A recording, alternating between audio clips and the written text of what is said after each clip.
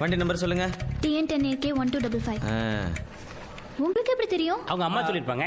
ஏய், அவங்க தாத்தாவா இருக்குமா? ஒரு வயசு பொண்ணு பதட்டப்பட்டு போலீஸ் ஸ்டேஷன் வருதுன்னா ஒன்று மனசை தொலைச்சிருக்கணும், இல்லை வண்டியை தொலைச்சிருக்கணும். உங்களை பார்த்தா என்ன மனசை தொலைச்ச மாதிரியே தெரில. அங்க அடையாளங்களை சொல்லுங்க. வண்டிக்குங்க yellow colour Vespa, side mirror கூட உடைஞ்சிருக்குமே.